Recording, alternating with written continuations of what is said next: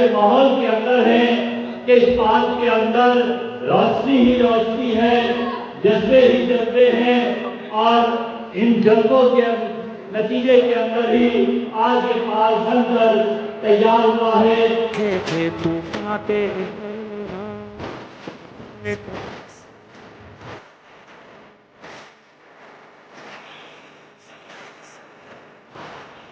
तीस 35 साल पहले यहाँ पर लाशों के ढेर होते थे। यहाँ पे हमाजगा बनी हुई थी, टॉर्चर सेल से यहाँ पर उजाड़ था, बिल्कुल भूत बंगला के नाम से था। यहाँ पे बच्चे लोग, हम लोग बेचते भी नहीं थे कि बेटा यहाँ पे असर आते हैं फलाना ढिमका क्योंकि झाड़ियाँ ऐसा मंजर पेश करता था।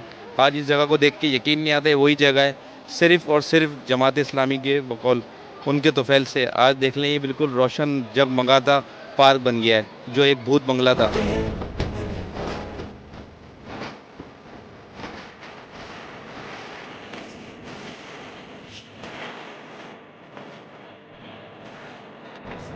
और हम महल्ले वालों के लिए बहुत ज़्यादा, बच्चों के लिए और ख़ासकर ख़वातीन के लिए बहुत ही अच्छा इंतज़ाम है, जिसमें बिल्कुल पापर्दा तरीके से यहाँ पे हम ईज़िली घूम फिर सकते हैं।